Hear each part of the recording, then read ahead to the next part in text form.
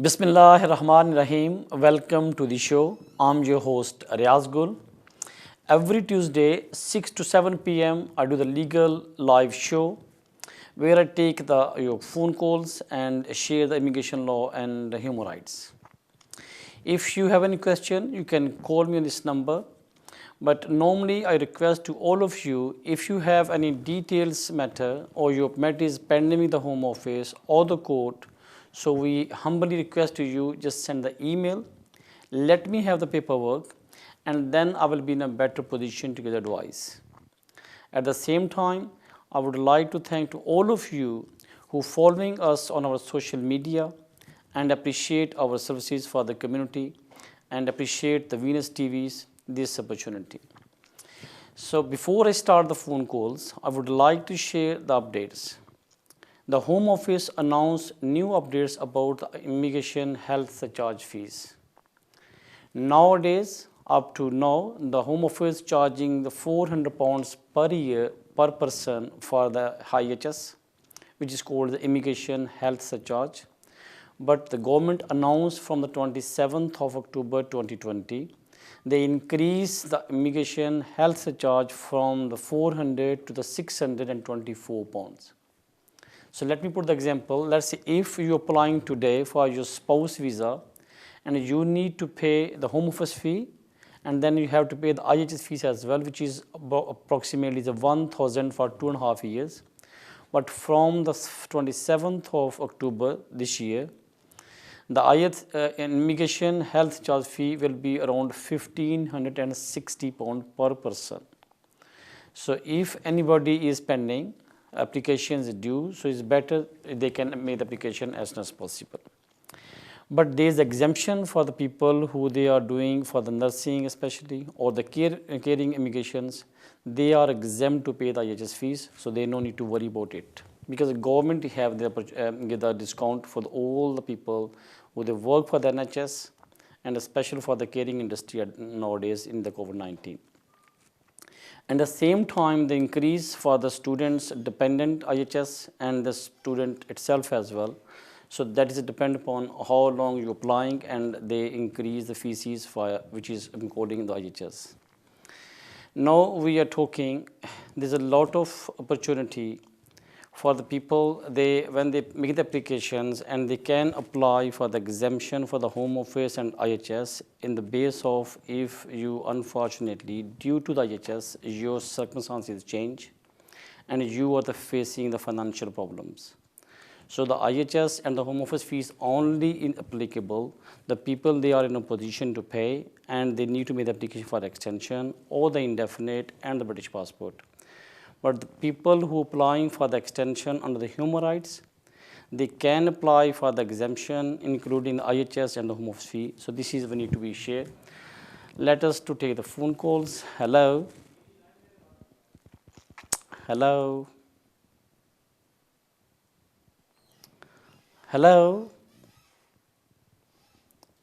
जी, आप लाइव हैं, please for question. गुल भाई, मेरा एक सवाल था जी मेरे भाई बोले कि मैंने जो है पाकिस्तान में शादी की है, राइट, लेकिन अभी जो है मैं उनको स्पाउस वीजे पे या उस पे नहीं बुला सकता क्योंकि मेरा कोई फाइनेंस और घर के मसले मसाइल हैं।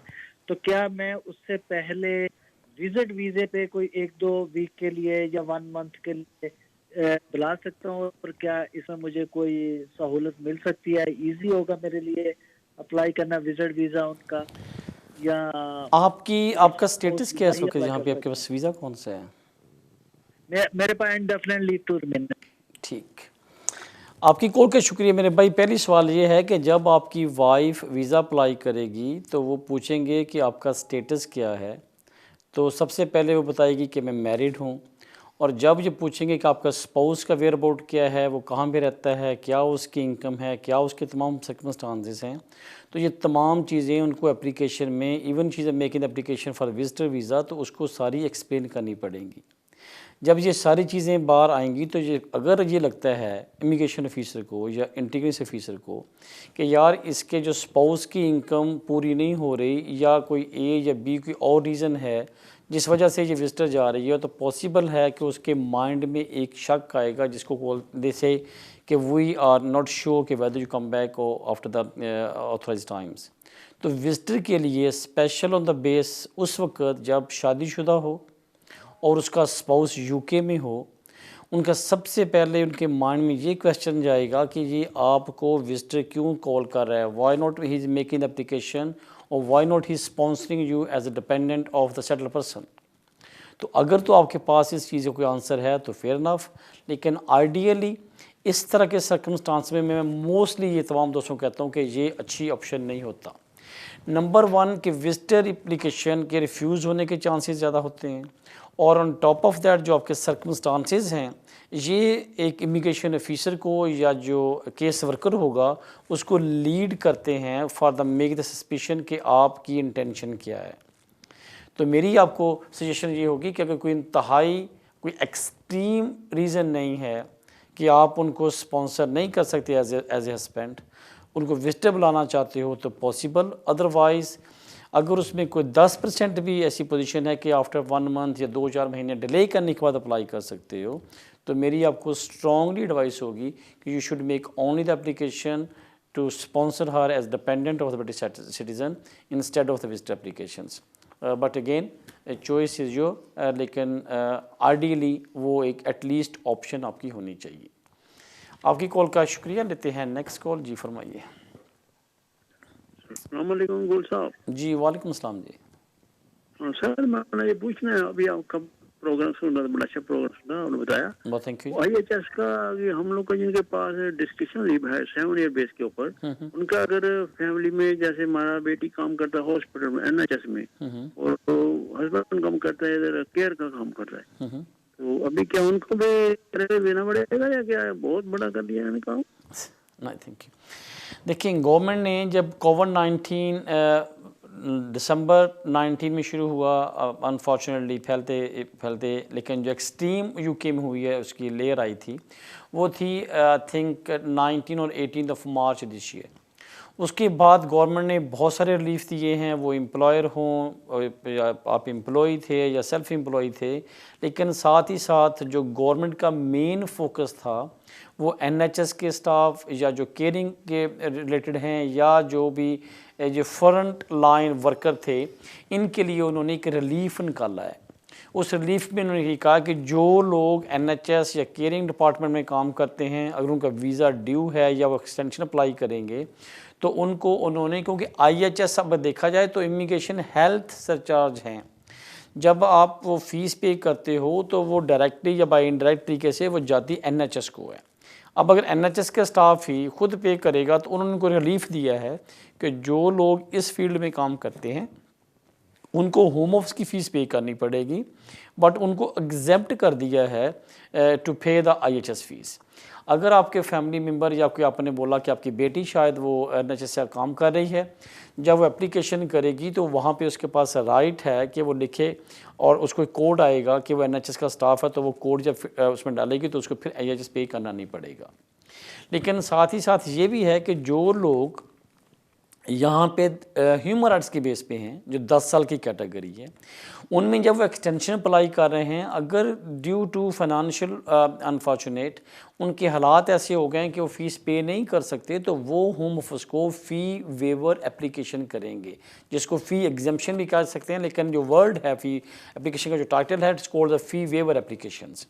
तो आप फ़ी वेवर एप्लीकेशन करोगे और उसके बाद अगर आपको ये आपके हालात देखते होगे आपको एग्जेम्पशन मिलती है, तो फिर आपको होम ऑफिस की फ़ीस भी माफ़ है, IHS की फ़ीस भी माफ़ है, इवन द बायोमेट्रिक के जो 20 पाउंड है 1995 वो भी पे आपको एग्जेम्प्ट हैं।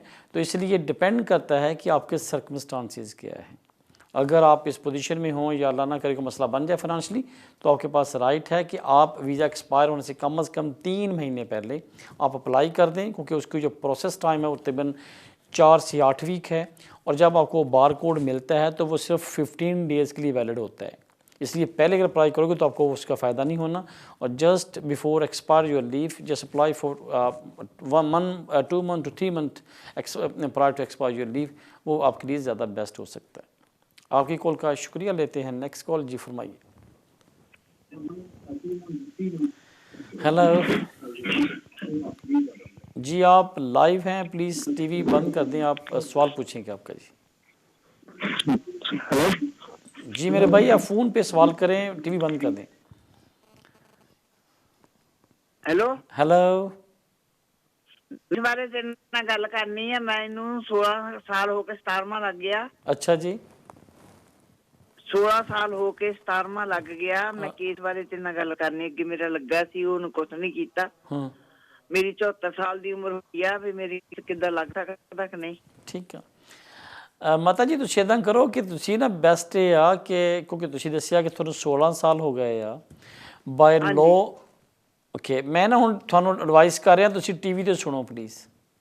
ओके हाँ जी थैंक यू। अच्छा आपने मुझे कॉल किया कि आपको यहाँ पे रहते हुए 16 ईयर हो गए हैं और आपकी जो एज है वो 74 है। पहली बात तो ये है कि जो लोग यूके में रह रहे होते हैं उनको हमेशा ये हम रिक्वेस्ट करते हैं, दरख्वास्त करते हैं कि अगर आप यूके में रहें तो आपके पास एक ही ऑप्शन होना चाहिए कि आप यहाँ पे लीगल रहें। लेकिन अगर आपके पास यहाँ पे स्टेटस ना हो तो आपकी कम से कम कोई ना कोई एप्लीकेशन होम ऑफिस के साथ पेंडिंग होनी चाहिए। आपको 16 साल हो गए हैं, लॉ ये कहता है कि अगर कोई बंदा यूके के अंदर लीगल या इलीगल टोटल 20 ईयर्स यहाँ पे रह ले तो वो क्वालिफाइड करता है कि उसकी एप्लीकेशन यहाँ पे हो अंडर द लॉन्ग रेजिडेंसी। लेकिन इसका मतलब ये नहीं कि उससे पहले कर नहीं सकते। आपको 16 साल हो गए हैं, आपको मैं स्ट्रॉन्गली रिक्वेस्ट करता हूँ कि आप किसी वकील को जाके मिलें, उन्हें डिस्कस करें, बताएं कि आप जब आए थे हालात क्या थे। अब अगर आप 16 साल यहाँ पे रह रहे हैं और आपने यहाँ पे रहते हुए क्या यहाँ पे कम्युनिटी के लिए या वॉलंटियर या क्या अपनी इंटीग्रेशन हुई यूके के अंदर। और थर्ड जो मेन रीज़न है कि वाई यू कॉन्ट आप वापस क्यों नहीं जा सकते।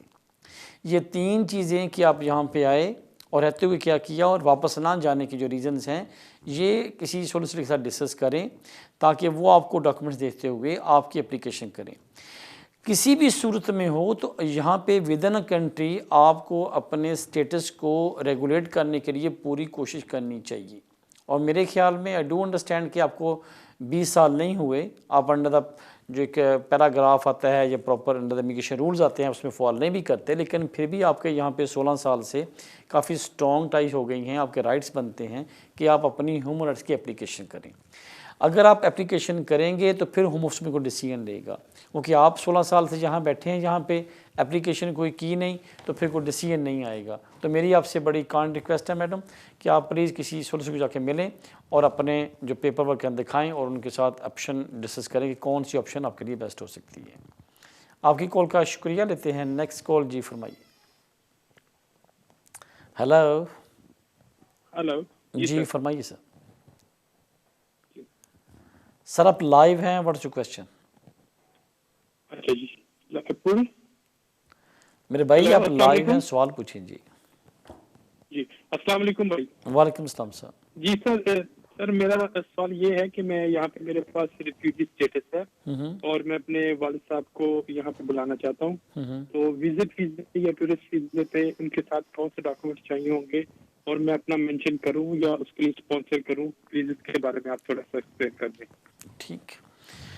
जो लोग रिफ्यूजी स्टेटस पे होते हैं उनका जो मेनली उनके पास राइट होता है कि अगर स्टेटस या रिफ्यूजी क्लेम करने से पहले या असाइलम क्लेम करने से पहले जो उन्होंने अपने फैमिली स्पेशल वाइफ एंड बच्चों के बारे में बताया होता है, अगर वो स्टेटस मिलने के बाद उनको अप्लाई करते हैं तो वो फैमिली रीयूनियन के अंदर आता है तो लिहाजा वो उनके लिए ज़्यादा स्ट्रॉन्ग केस होता है।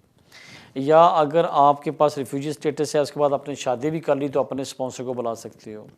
लेकिन प्रॉब्लम क्या आता है कि जब आप कहते हो कि मैंने अपने पेरेंट्स को बुलाना है या फिज़िकली बुलाना है, ये थोड़ा सा टेक्निकल भी है ये और इसमें थोड़ा सा ग्रे एरिया भी आता है। उसकी रीज़न ये है कि पहले ही आपने ये कहा कि मैं वापस जाऊँगा अपने कंट्री में और मुझे फ़ियर है कि मेरी मतलब I am gonna be persecute in my home country. तो अब अगर आप अपने पेरेंट्स को बुलाते हो तो होम ऑफिस के अंदर दिमाग में सीधा सवाल ये आता है कि जब वो आएंगे तो ऑटोमेटिकली आपने क्लेम किया वो भी क्लेम करेंगे। अनटिल और अनलेस कोई ऐसी तमाम स्ट्रॉन्ग डॉक्यूमेंट्री एविडेंस हो जिससे ये आपकी चीज़ या आपकी intention to leave the country within authorised time prove होती है तो फिर तो कोई प्रॉब्लम नहीं। नंबर 1। नंबर 2, उनके आने की कोई लेजिटिमेट रीज़न होनी चाहिए या कोई स्ट्रॉन्ग रीज़न होनी चाहिए कि किसी वो फंक्शन को अटेंड करने आ रहे हैं, किसी इवेंट के लिए आ रहे हैं। अगर ये बोला जाए कि सिर्फ मुझे मिलने आ रहे हैं और मैं उनको मिस कर रहा हूँ और उनके आने का मतलब ये होगा, तो मेरे ख्याल में इतना स्ट्रॉन्ग केस नहीं होगा, special in your circumstances. Number 2, अगर वो जनरल विजिटर आना चाहते हैं तो ऑफ कोर्स उनके पास राइट है, वो जनरल विजिटर अप्लाई करें कि मैं जाना चाहता हूँ, आते हैं। लेकिन जब आपका सवाल आता है कि क्या आप उनको स्पॉन्सर करेंगे तो पोजीशन क्या होगी, तो ये इतना आइडियल सिचुएशन नहीं होगी। आपकी कॉल का शुक्रिया। नाज़रीन, टाइम हुआ ब्रेक का, टीवी 10 मिलते वक्फे के बाद। Welcome back after break. लेते हैं कॉल। जी फरमाइए। हेलो। हेलो, अस्सलाम वालेकुम। जी वालेकुम सलाम जी। मेरे 2 क्वेश्चन थे सर आपसे। प्लीज। कि एक तो मैंने नेशनलिटी अप्लाई की थी मंथ और 1.5 मंथ पहले ना, राइट। तो मुझे लास्ट वीक ईमेल रिसीव हुआ है कि आपका जो है ना बैड क्रेडिट है, करेक्टर बैड है। तो जो है ना हमने आपको रब्ता किया था 2009 में और आप हमें मिलने नहीं आए, तो उस वजह से ना उन्होंने ना मेरी जो है ना वो रिफ्यूज कर दिया है नेशनलिटी ना। रिफ्यूज मैंने कर पूछना था कि ये अगर उन्होंने मुझे बुलाया था और मैं नहीं गया, तो इस वजह से वो बैड करेक्टर में मुझे डाल सकते हैं या मैं उनके बारे में कुछ कर सकता हूँ होम ऑफिस के बारे में, क्योंकि मैंने फीस जमा करवाई है और वो फीस मेरी जाया चली जाएगी। और दूसरा क्वेश्चन मेरा ये था कि मैंने स्पोर्ट्स वीजा वाइफ का अप्लाई किया है, तकरीबन 1.5 महीना हो गया है, तो उसके नहीं आ रहे। बस ये 2 क्वेश्चन थे। Thank you very much. Thank you. जो पहला आपका सवाल है उसकी रीज़न ये है कि जो जुलाई 2012 में लॉ आया था उसके मुताबिक ये था कि आपका जो करेक्टर है वो नीट एंड क्लीन होना चाहिए and you should be a good character. पर उसकी ऊपर उन्होंने कंडीशन ये थी कि they just only can be a border और they can only can be assessed for last 10 years in the UK, not more than 10 years. अगर 10 साल आपके एप्लीकेशन करने से पहले कुछ अगर आपसे कुछ अनफॉर्चुनेटली कोई मिस्टेक हुई भी है या आपसे कुछ मतलब आपने कुछ ब्रीच भी किया है, इवन द इमिग्रेशन रूल्स, या कुछ आपके ख़िलाफ़ कोई काउंटी कोर्ट जजमेंट है या आपके ख़िलाफ़ कोई क्रिमिनल इशू है, तो वो उनको काउंट नहीं करेंगे फॉर द नेशनलिटी। लेकिन अगर 10 साल के अंदर आपने कुछ होता है तो फिर वो काउंट करते हैं। उन्होंने ब्रैकेट बनाई है कि अगर माइनर ऑफेंस है तो 3 साल, वरना 5 साल के लिए आप क्वालिफाइड नहीं करते। लेकिन ये पॉसिबल नहीं कि अगर 2009 में आपको एक क्वेश्चन पूछा, आपने उस दिन अब वहाँ नहीं गए और आपको रिफ्यूज़ कर रहे हैं। You need to ask I think the question, या उनको लेटर भेजें या किसी वकील के ज़रिए या खुद उन्हें पूछें कि रीज़न क्या है कि 2009 में कुछ मामला हुआ था जो कि मेरे ख़िलाफ़ प्रूव भी नहीं हुआ। आपने मुझे सवाल के लिए कॉल किया, मैंने अटेंड नहीं किया, वो इंटरव्यू था या आपका कोई और चीज़ थी। इसका ये मैटर नहीं बनता कि 2009 में आपको कॉल किया, आप इंटरव्यू अटेंड नहीं किया तो आपको उन्होंने नेशनली रिफ्यूज़ कर दी, और वो भी 10 साल के टाइम बार से बार जा रहा है, टाइम बार ख़त्म हो गया। बट एनीवे, आपको नीड टू फाइंड आउट कि वो रिफ्यूज़ क्यों कर रहे हैं। सिर्फ इस बेस पे कि आपको कॉल किया था, आपने इंटरव्यू अटेंड नहीं किया, मुझे ये थोड़ी बात कोई इतनी एक्सेप्ट नहीं हो रही। But anyway, best contact the home office and ask them, could you please get the details of what interview you called me or what is the allegation you have against me and why you refuse my nationality. Second, your wife same 1-1.5 महीना पहले apply किया, wait करें। Nationality आजकल जो है वो 3 से 4 माह तक को डिसीजन ले रहे हैं। अगर आपने अप्लाई कर दिया, फीस पे कर दी, आपके बायोमेट्रिक आएंगे और उसके बाद वो डिसीजन लेंगे। आपकी कॉल का शुक्रिया। लेते हैं नेक्स्ट कॉल। जी फरमाइए। हेलो। अस्सलाम वालेकुम। वालेकुम सलाम। हाँ जी, मैं बर्मिंघम से बात कर रही हूँ, मिसेस सुल्तान। जी मेरा एक सवाल है आपसे कि मेरे पास वीज़ा है, एक्सेप्शनल वीज़ा था मेरे हस्बैंड की सर्कमस्टांसेस के ऊपर, उनको मेडिकल का कोई प्रॉब्लम था। राइट। उन्होंने 2005 जी सवाल क्या आपका मैडम? जी हाँ जी, मैं सवाल ये बताने लगी हूँ कि उनको 15 में उनको एक बहुत बिग ऑपरेशन हुआ था और उसके बाद उनको कैंसर डायग्नोज हुआ था और उन्होंने हमें ट्रीटमेंट की वजह से हमें उन्होंने वीज़ा दिया। इससे पहले हमारे पास वीज़ा नहीं था और हम 2006 से यहाँ पर थे। तो लेकिन अब मेरे हस्बैंड की लास्ट ईयर डेथ हो गई, 7 साल वो उनको कैंसर की वो ट्रीटमेंट पर थे और वो हमें वीज़ा रिन्यू करके दे रहे थे।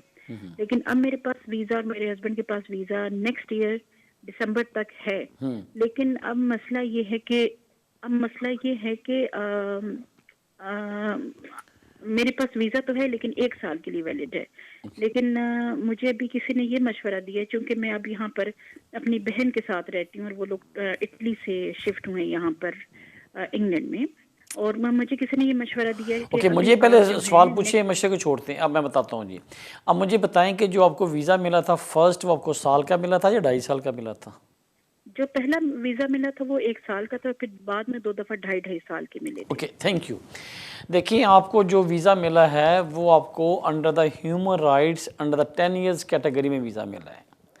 अगर आपको 2.5 साल का वीज़ा मिला, पहले 1 साल का अंडर द मेडिकल ग्राउंड पे मिल गया, और उसके बाद एज ए केयर, और उसके बाद 2.5 साल का एज ए डिपेंडेंट मिल गया, okay, on the base of your length of the stay in the UK.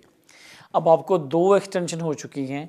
आपको बेस्ट तो ये होगा कि आपको जो लास्ट टाइम वीज़ा जब मिला था या उससे जो पहला वीज़ा मिला था, उन दोनों वीज़ों के कार्ड के साथ एक लेटर आया था, उस पर लिखा होगा कि वी आर गोना आपको ग्रांट कर रहे हैं visa under the human rights and you will be eligible to apply for the ILR after the 120 month के बाद। अगर वो लेटर है तो unfortunately have condolences, I am very sad है कि आपके हस्बैंड की डेथ हो गई, बट अगर उनकी डेथ हो गई है तो अब आप उनके डिपेंडेंट थी, लेकिन उसके बावजूद, उनके फौत होने के बावजूद या उनकी डेथ के बावजूद आप अपनी एक्सटेंशन अप्लाई कर सकती हैं। 5 साल के आपने इंतज़ार लिए हैं, 3rd आपकी एक्सटेंशन है, और एक और एक्सटेंशन अप्लाई करोगी और 10 साल के बाद आप अपनी नेशनलिटी इंडेफिनिट अप्लाई कर सकती हो। जो सेकंड आप किसी दोस्त ने या किसी फैमिली ने या किसी वकील ने मशवरा दिया कि आपके पास सेकंड ऑप्शन है कि आप यूरोपियन डिपेंडेंट भी जा सकती हैं क्योंकि आपकी फैमिली यहाँ पे है, उसके लिए भी आपके पास राइट है कि अगर वो आपको फाइनेंशियली सपोर्ट करते हैं, आप उनके डिपेंडेंट हैं, उस कैटेगरी में जाती हैं। लेकिन दोनों में कोई इतना डिफरेंस नहीं है। अगर उस कैटेगरी में जाओगी, एक तो अनफॉर्चुनेटली ये होगा कि you will be dependent on someone again. उससे मच बेटर है कि आप अपने ही कैपेसिटी में अपना वीज़ा एक्सटेंशन अप्लाई करो। अगर फाइनेंस आपके अच्छे नहीं हैं तो आप अपनी फ़ीस माफ़ी के लिए भी अप्लाई कर सकती हो, और उसके साथ साथ आपके 10 साल पूरे होने पे कोई बंदा यूके के अंदर अगर 10 साल लीगल यहाँ पे स्टे कर ले तो उसके पास राइट है कि ही और she can apply indefinitely to remain in the UK. आपको यहाँ पे इस साल 6 साल हो जाएंगे, 4 साल आपके रह जाएंगे, एक एक्सटेंशन और आपको लेनी पड़ेगी और उसके बाद आप क्वालिफाइड करते हैं। क्योंकि पहला जो साल का 1 साल का वीज़ा मिला था वो एक्सेप्शनल था, लेकिन उसके बाद जो 2.5 साल के मिले हैं वो आपको अंडर द 10 ईयर्स रूट मिले हैं। आप फिर भी चेक कर लें, अगर फॉर्म पे कोई और चीज़ ना लिखी हो तो फिर मेरे ख्याल में आपको एडवाइस है कि आप अपनी कैपेसिटी में without going to be dependent on someone else, you should make the application on your own capacity. That will be a much better and I think for longer term ये आपके लिए ज़्यादा बेहतर हो सकता है। आपकी कॉल का शुक्रिया। लेते हैं नेक्स्ट कॉल। जी फरमाइए। हेलो। हेलो जी। जी फरमाइए सर। हेलो मेरे भाई, आप लाइव हैं, सवाल क्या आपका? अच्छा, अस्सलाम वालेकुम जी। वालेकुम अस्सलाम जी। सर एक्चुअली मेरे पास रिफ्यूजी स्टेटस है और मेरा इंडेफिनिट होने में भी 2.5 साल बाकी है। ठीक। मेरे वहाँ भी बेटी हुई है, 1 मंथ हुआ उसको। मैं एक दो महीने बाद मैं उम्रे पे जाना चाहता हूँ, तो मेरी बेटी के पास कुछ, मैं उसको यहाँ छोड़ के नहीं जा सकता हूँ, तो उसको साथ लेके जाना है। तो उसके लिए क्या अप्लाई करूँ और क्या उसको स्टेटस देंगे ये लोग, ये आप थोड़ा मुझे गाइड करें प्लीज़। आपकी बेटी के लिए भी और आप दोनों के लिए पहली बात तो ये है कि आपने अगर यहाँ से कहीं जाना है तो आपको ट्रैवल डॉक्यूमेंट्स बनाने पड़ेंगे। अब आपकी बेटी क्योंकि यहाँ पैदा हुई और आपके रिफ्यूजी स्टेटस की बात हुई तो उसके पास ऑटोमेटिकली उसको भी रिफ्यूजी स्टेटस मिलेगा। अगर आप प्रॉब्लम यहाँ पे क्या आता है कि आपको अपने होम कंट्री का पासपोर्ट नहीं बनेगा, ना आपका आईडी कार्ड बनेगा होम कंट्री का, वो एम्बेसी आपको रिफ्यूज़ करेगी। उस लेटर को लेके आप ट्रैवल डॉक्यूमेंट्स अप्लाई करेंगे और जो ट्रैवल डॉक्यूमेंट्स होंगे वो मोस्ट लाइकली 5 ईयर्स के लिए वैलिड होंगे, और साथ आप रीज़न देंगे कि मैंने उम्रे पे जाना है, मेरे पास मेरा होम नेशनलिटी आईडी कार्ड नहीं है, मुझे ट्रैवल डॉक्यूमेंट्स बना दिए जाएँ। So the purpose just only to be go to Saudi Arabia, जहाँ उम्रा करने जा रहे हैं आप सऊदीया में, तो मेरा पर्पज़ ये है, फैमिली को लेके जाना चाह रहा हूँ, आपको ट्रैवल डॉक्यूमेंट्स मिल जाएगा। ट्रैवल डॉक्यूमेंट्स इटसेल्फ एक आईडी होती है कि आपने एक पर्पज़ के लिए एक सिर्फ इंडिविजुअल कंट्री में जाना है और उसमें आपको वापस आना है। जब तक आपको यहाँ पे सेटल नहीं होते तो आप फिर ट्रैवल डॉक्यूमेंट पर रिलाई कर सकते हो। लेकिन एक बात देखें, आपने बोला कि एक माँ की बेटी हुई है, अब जी सबसे पहले चेक कर लें कि क्या एयरलाइंस वाले आपको 2 या 2.5 या 3 माह की बेटी को ट्रैवल करने के लिए अलाउ करते हैं। और स्पेशल जो कि ये जो वायरस चल रहा है, इन सर्कमस्टांसिस में मेरे ख्याल में I acknowledge and appreciate your sentiments, लेकिन थोड़ा सा देख लें कि लॉ क्या कह रहा है या रेगुलेशंस क्या कह रहे हैं। आपके जो जज्बात हैं या जो आपकी एफिलिएशन है टू गो फॉर द उमरा, ये अंडरस्टैंड हो रही है, लेकिन इसके साथ साथ जो सऊदी अरेबिया के और यूके के लॉज पहले चेक कर लें कि किस एज के बच्चे को वो ट्रैवल के लिए अलाउ कर रहे हैं और वहाँ की रिस्ट्रिक्शंस क्या हैं। ये ना हो कि आप वहाँ जाएँ, आपको 14 डे क्वारंटीन करना पड़े और वापस आएँ, बच्चे आपके साथ हों और ट्रैवल डॉक्यूमेंट्स आपके लिए पास लिमिटेड वीज़ा होता है, तो फिर ये ना मसला ना बन जाए आपके लिए। तो ये कुछ चीज़ें ऐसी हैं जो प्रिकॉशंस आपको करनी पड़ेंगी। आपकी कॉल का शुक्रिया, लेते हैं नेक्स्ट कॉल। जी फरमाइए। अस्सलाम वालेकुम गुल भाई। वालेकुम अस्सलाम मेरे भाई। गुल भाई, मेरा सवाल ये है कि मुझे 3 साल की लीव मिली थी लेगेसी में, तो मैंने 6 साल कंप्लीट करके तो मुझे उसके बाद इंडेफिनेट मिली थी। Very good. जब मुझे इंडेफिनेट मिली थी, मैंने लाइफ इन यूके नहीं की थी, तो मेरे ख्याल में मुझे नेशनलिटी तो करनी पड़ेगी। मुझे ये बताएं कि मुझे खाली लाइफ इन यूके करनी पड़ेगी या वो B1 भी करना पड़ेगा, या मुझे वो 10 ईयर आपको मेरे भाई दो, ठीक, अब आपके ऊपर 2 कंडीशन हैं। एक तो ये कि आपको लेगसी में 3 साल वीज़ा मिला, फिर 3 साल का 6 साल हो गए, लेकिन अब क्योंकि लॉ ये कहता है कि जब आपने इंडेफिनेट आपको मिल गया, नेशनलिटी पे जाओगे तो कम से कम 2 कंडीशन हैं। एक तो आपने life in UK and B1 पास करना है, और नंबर 2 आप उस वक्त अप्लाई करोगे जब आपके लास्ट 10 ईयर्स यूके में लीगल हो जाएंगे। अगर आपको लेगसी 2009 में 10 में मिली थी और 10 साल पूरे हो रहे हैं तो फेयर इनफ, लेकिन अगर सपोज करें उसके बाद आपको 11 में मिली या 12 में मिली है, लेगसी के तहत वीज़ा मिला है, तो फिर जब आपको first visa legal status in the UK में आपको ग्रांट हुआ था, from that day to 10 year you have to complete in the UK as a legal, then you will be in a position to make the application for the nationality. Indefinite मिल गया क्योंकि उसका law ये था कि आपको 3 साल की 6 साल पूरे करते हुए you would be qualified, grant हो गया, लेकिन नेशनलिटी की जो कंडीशन है वो स्टिल रिमेन है कि 10 ईयर्स आपके लीगली यहाँ पे होने चाहिए। आपकी कॉल का शुक्रिया, लेते हैं नेक्स्ट कॉल। जी फरमाइए। हेलो जी फरमाइए सर। अस्सलाम वालेकुम सर। वालेकुम अस्सलाम जी। सर मैं शहजाद बोल रहा हूँ लंदन से। शहजाद साहब फरमाइए जी। मेरे मिसेज आए थे यहाँ पे 2010 में, उनके पास रेफ्यूजी स्टेटस मिला था उन्हें। राइट। तो उसके बाद वो इंडेफिनेट मिला है उन्हें। इंडेफिनेट मिलने के साथ ही वो पाकिस्तान चली गई थी। कोई ऐसी कोई बात हो गई, कोई एक्सीडेंट हो गया था जिसका इमरजेंसी जाना पड़ गया उन्हें। पासपोर्ट उन्होंने पाकिस्तानी पासपोर्ट बनवा लिया था, तो वापस आई हैं। उसके बाद नेशनलिटी अप्लाई की, बच्चों की अप्लाई की, साथ 3 बच्चों की। तो उन्हें दे दिए थे ब्रिटिश पासपोर्ट और इन्हें नेशनलिटी नहीं दी यहाँ की। फिर उसके बाद उन्हें 10 साल की उन्हें प्लेंटी दी है। तो क्या सर वो हम लोग अप्लाई कर सकते हैं, ये कोर्ट में चैलेंज कर सकते हैं हम लोग? ये जस्ट आपकी I am just taking this opportunity to just explain the rest of the people. देखिए, जब आप असाइलम क्लेम करते हो तो आप ये कहते हो कि मैं अपने कंट्री में जाऊंगा, इतना मतलब अनफॉर्चुनेट मेरी पोजीशन है कि the minute I enter the UK I gonna be persecute और I be killed by A, B and C, मुझे डर है उससे। अब हुआ ये कि आपको इंडेफिनेट मिला और हम सॉरी कि एक्सीडेंट हुआ, लेकिन जब आपको ये पता हो कि जाएंगे तो हमारी लाइफ को ख़तरा है, तो जो मर्जी हो जाए बंदा जाता ही नहीं है। अब इमीडिएटली आपने इसको इतना इजीली आप चले गए। अब इसको चैलेंज अनफॉर्चुनेटली जो सवाल आपका शॉर्ट किया जाए तो बिल्कुल नहीं कर सकते, क्योंकि जो नेशनलिटी है वो गवर्नमेंट की या होम ऑफिस की या ब्रिटिश गवर्नमेंट की ये डिस्क्रिशन पावर है। और स्पेशल इन सर्कमस्टांसेस में जब हमारा क्लेम ये हो कि मैं अपने कंट्री में जब जाऊंगा मारा जाऊंगा, जब वीज़ा मिला वहाँ पर चले गए, तो इसका मतलब ये है कि जो 5 साल पहले हमने क्लेम किया था उसमें कोई इतनी स्ट्रॉन्ग बात नहीं थी। तो आइडियली लकी हो कि अभी उन्होंने कुछ और मसला नहीं पैदा किया, आपको जो वीज़ा मिला हुआ है उस पर रहें। कम से कम आपको रहने की, काम करने की और ट्रैवल करने की इजाज़त है apart from your home country.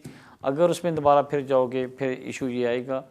तो आइडियली जो सवाल था कि क्या इस डिसीजन को चैलेंज किया जाए, आई एम सॉरी, मैं नहीं समझता कितना ये आर्गुएबल या स्ट्रॉन्ग होगा ग्राउंड्स के जी इस बेस पे कि हमारा कोई क्लोज फैमिली मेम्बर का एक्सीडेंट हुआ तो मैं जा रहा हूँ। ये मैटर नहीं कि आप गए कि नहीं गए, क्वेश्चन ये है कि आपका पहले क्लेम ये था कि the minute I enter the home country I will be persecute, I will be killed bye my someone's, और आप गए होगे वापस भी अगर सेफ हो तो इट मीन्स जो आपका क्लेम था वो स्ट्रॉन्ग इनफ नहीं था। देखें ये ना हो कि फिर कुछ और रिस्क लेते हुए कुछ और नुकसान ना हो जाए। I am sorry, I am very defensive in this matter, but मैं कहता हूँ कि something is better than nothing, तो कोशिश करें क्योंकि ऐसा मसला ना हो। आइडियली ये इतना चैलेंजेबल या आर्गुएबल आपका केस नहीं है अनफॉर्चुनेटली। Thanks for call. लेते हैं ब्रेक, स्टे विद अस, मिलते हैं फिर। Welcome back out the break, लेते हैं कॉल। जी फरमाइए। हेलो हेलो, शायद आप टीवी देख रहे हैं मेरे भाई, प्लीज़ फ़ोन पे बात करें, आप लाइव हैं। जी फरमाइए। लगता आपकी कॉल ड्रॉप हो गई है। लेते हैं नेक्स्ट कॉल। जी फरमाइए। हेलो हेलो जी फरमाइए मेरे भाई, आप लाइव हैं। सवाल क्या आपका? जी जी पूछना है कि हमारा एक बच्चा है, उसने शादी की थी पाकिस्तान से, तो उसकी बीवी यहाँ आई, 2-3 साल रही, लेकिन वो डिवोर्स हो गई। राइट। तो डिवोर्स उसने इस्लामी डिवोर्स तो दे दी, लेकिन अप्लाई किया by the rule British divorce भी लेनी पड़ती थी उससे। तो वो कोरोना आ गया, तो वो कोर्ट कुछ बंद हो गए, कुछ स्लो हो गए। तो उस लड़के की अभी डिवोर्स तो मुकम्मल नहीं हुई इंग्लिश, तो उसने क्या किया कि इस्लामी निकाह कर लिया, किसी और लड़की से शादी कर ली। और इस्लामी निकाह सिर्फ बनी नहीं किया, उसने एक फार्म होता है उर्दू में इस्लामी निकाह वाला, वो भी उसने फिल कर दिया। तो पूछना है कि ये कोई जुर्म है, क्योंकि पहले डिवोर्स नहीं हुई, इस्लामी तलाक उसने दे दी हुई है ज़बानी। तो और ये जो उसने सेकंड शादी की है वो यूके में की, कहाँ पे की है? अगर कोई पता चल जाए तो ये क्राइम है, सजा है इसकी, क्या है इसका माजरा है? राइट। मुझे बताएं कि जो सेकंड शादी की है वो यूके में की या आउट ऑफ द यूके की है? नहीं, यूके में किया, इधर ही निकाह रजिस्टर हुआ है। ओके ठीक। देखें, जो बंदा जिस कंट्री में रह रहा होता है उस कंट्री के फैमिली लॉ को फॉलो करना पड़ता है। अब जो लोग यूके में रह रहे हैं, यूके लॉ के मुताबिक आपकी जो शादी रजिस्टर होती है या जो डिवोर्स फैमिली कोर्ट से होती है, यही एप्लीकेबल है। अच्छा, अब आपकी केस में क्या है कि उनकी डिवोर्स चल रही थी, बेशक कोरोना था या कोविड-19 है या what ever the reason is, जब तक उनकी डिवोर्स नहीं होती वो सेकंड शादी रजिस्टर्ड नहीं करवा सकते। अब आप कहते हैं कि उसने इस्लामिक निकाह कर लिया है, अगर तो उसकी मिसेज़ को उसने इस्लामिक निकाह किया है, उसको वीज़ा नहीं चाहिए और वो निकाह करते हैं, तो ये कोई देखा जाए तो क्रिमिनल नहीं है और इस पर कोई सज़ा नहीं है, क्योंकि लॉ इसको अलाउ करता है कि अगर आप सेपरेशन हो गई है तो आप सेकंड रिलेशनशिप बना सकते हैं। लेकिन क्वेश्चन वहाँ पे आता है जब आप वीज़ा स्टेटस के लिए या वीज़ा पर्पज़ के लिए अप्लाई करते हो, तो उस वक्त होम ऑफिस कहता है कि you can't make the application, you can't remarry until you get the final और absolute degree of the divorce. तो वहाँ पे इशू आता है। अगर उसकी मिसेज़ का यहाँ पे स्टेटस है, अब उसके पास दोनों ऑप्शन हैं, वो शादी रजिस्टर करवाए या ना करवाए, निकाह कर लिया, इस्लामिक तौर पे वो हस्बैंड वाइफ रह सकते हैं, उनके पास राइट है, वो रहते रहें। लेकिन अगर उसको उसका वीज़ा अप्लाई करना पड़ता है as a dependent of gentleman, तो फिर उसको क्या होगा कि अगर उसको निकाह तो हो गया, लेकिन डिवोर्स के बाद उसके पास राइट है कि अगर वो अपनी शादी रजिस्टर करवा ले, तो फिर उसके on the base of the registration of the marriage in the UK he she can apply as a dependent of the British national. But जो आपका सवाल था कि क्या इसमें कोई लीगल या क्रिमिनल ऑफेंस तो नहीं है, बिल्कुल नहीं है। वो सेपरेशन हो गई है, डिवोर्स चल रही है, उन्होंने निकाह कर लिया, वो अलाउ है कि वो अपने रिलेशनशिप को इंटरटेन करें। आपकी कॉल का शुक्रिया। लेते हैं नेक्स्ट कॉल। जी फरमाइए। हेलो जी फरमाइए। वालेकुम सलाम जी। सर मेरा सवाल ये है कि मैं 2011 में मैं इधर आया था इंग्लैंड में, तो एज ए स्टूडेंट, तो फिर 2 साल मैं स्टूडेंट रहा, तो फिर मैंने शादी कर ली 2013 में। राइट। तो मेरा एक बच्चा भी हो गया, तो हमने एप्लीकेशन डाली, वो रिफ्यूज होगी, फिर फर्स्ट ईयर ट्राइब्यूनल, फिर अपर ट्राइब्यूनल, 3 साल के चला, फिर हमने वो विन कर लिया। ये टॉय का मसला हुआ था। ठीक। अभी मेरा सवाल ये है कि अभी मैं अप्लाई कर सकता हूँ, मेरे 10 साल नेक्स्ट ईयर मई में पूरे हो जाएंगे, लेकिन जज ने जो अपील अलाउड किया उसने ये बोला है कि वो फैमिली पे मुझे 10 साल की बेस पे वीजा दिया उसने। अब आपको वीजा कब मिला था मेरे भाई? जी, आपको अलाउ होने के बाद वीजा कब मिला था? वीजा मुझे मिला 2018 में। और वो 10 साल की रूट पे आपको डाल दिया ना? जी जी, इन टाइम एप्लीकेशन मैंने की थी, इसमें कोई गैप नहीं है, कोई मतलब जो उसका जो है ना नहीं है। तो मेरा क्वेश्चन ये है, आप जुडिशियल रिव्यू में गए थे? आप जुडिशियल रिव्यू में गए थे? नहीं, जुडिशियल रिव्यू में नहीं गए, फर्स्ट ईयर ट्राइब्यूनल में गए, फिर ट्राइब्यूनल में गए, फिर तो उधर से हमने विन कर लिया। Okay, thank you. अगर तो आपने हमेशा जो एप्लीकेशन थी वो प्रायर टू एक्सपायर जो लीव करते रहे, या वो रिफ्यूज़ हो गया, कोर्ट में चले गए और कोर्ट से आपको रिलीफ मिल गया और आप लीगल यहाँ पे हो गए, कि इट मीन कि आपको अंडर द इमिग्रेशन रूल्स आपका जो स्टेटस है वो रेगुलेट हो गया without going to the preaction protocol और जुडिशियल रिव्यू, तो फिर तो आपके पास राइट है कि आपको जो 3C है वो लाइव है। और क्योंकि पहले आप स्टूडेंट थे, फिर केस चलता रहा, फिर आपने स्पोर्ट्स वीज़ा अप्लाई कर दिया और आपको यहाँ पे आपके सर्कमस्टांस देखते हुए आपको यहाँ पे वीज़ा ग्रांट कर दिया।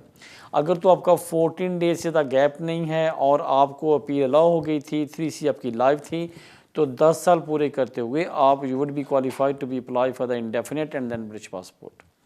लेकिन अगर अल्लाह ना करे कहीं गैप आया है तो फिर माजरत, पर इन तरह के केसेस में मैं जो एडवाइस करता हूँ बड़ी डिफेंसिव होती है, लेकिन ये सेफ़ होती है कि ताकि आपके कॉस्ट भी ना आए और बाकी चीज़ें बच जाएँ। आप कोशिश कर लेना, आप देख लें कि जब आपके 10 साल पूरे हो रहे हों और अगर उन्हीं दिनों में आपकी एक्सटेंशन भी ड्यू हो, तो अगर उस वक्त अप्लाई करते हो फॉर इंडेफिनिट के लिए और फीस लगा के भेजते हो, तो मोस्ट लाइकली जो आपने मुझे बताया कि आपको इंडेफिनिट ग्रांट हो जाएगा। लेकिन just for the sake of the argument, अगर आप ये कहते हो या होम ऑफिस फील करता है कि नहीं आपका गैप आया था, ये ऑब्जेक्शन लगाते हैं, ये लगाते हैं, और वो आपको एक ईमेल या एक लेटर देंगे कि भाई आपका गैप आया था, आपने इंडेफिनिट अप्लाई किया, आप इंडेफिनिट क्वालिफाइड नहीं करते, आपने फ़ीस पे की है, हम इस फीस को कंसिडर करते हैं to be grant you the further extension leave to remain for the 10 years route. उसके 2 फ़ायदे होते हैं। एक तो आपने कोई झूठ नहीं बोला, सच्ची बात बता दी, होम ऑफिस की Putin ball on their court. अब उन्होंने आपको एक प्रपोजल दी है कि भाई आपके ये रीज़न थी, लेकिन हम आपको फाइनेंशियली प्रॉब्लम नहीं पैदा करना चाह रहे, उसी फ़ीस को एडजस्ट करते हैं, पे द IHS फ़ीस, और बाकी जो फ़ीस एडजस्ट कर लेंगे और आपको दोनों फ़ायदे हो जाएंगे, फ़ीस भी बच जाएगी और कम से कम आपकी एक्सटेंशन भी हो जाएगी। अगर कुछ 6 महीने साल का गैप आता हो तो आप मेरे ख्याल में ये एक जो डिफेंसिव जो रूट है वो अप्लाई करना, वरना आपके पास राइट है, अगर आप कॉन्फिडेंट हैं 10 साल की बेस पे अप्लाई कर दें, अगर रिफ्यूज़ होगा तो सिर्फ फ़ीस ज़ाय होगी, उसके अलावा आपको जो आपका जो करंट स्टेटस है इसको कोई डिस्टर्ब नहीं करेंगे। वो बोल देंगे कि आपको इंडेफिनिट क्वालिफाइड नहीं करते, लेकिन आपका जो वीज़ा में उसको डिस्टर्ब नहीं करते, और जब आपके एक्सटेंशन ड्यू होगी आप दोबारा अप्लाई करें ताकि हम आपको अंडर द ह्यूमन राइट्स आपके स्टेटस को ग्रांट कर सकें। आपकी कॉल का शुक्रिया लेते हैं। नेक्स्ट कॉल, जी फरमाइए। हेलो, अस्सलाम वालेकुम। जी वालेकुम सलाम। जी जी, क्वेश्चन ये है कि लास्ट वीक आपने अपने प्रोग्राम के स्टार्ट में बताया था कि जिनके 2.5 साल के वीज़े हैं वो भी अपनी स्पाउस को बुला सकते हैं। तो हमारा जो है वो डिस्कशनरी लीव टू रिमेन हमें मिला था साइड असाइलम, हमारा असाइलम रिफ्यूज हो गया था, हमने फ्रेश क्लेम डाला था, तो उसके बाद हमें 2.5 साल के वीज़े मिले।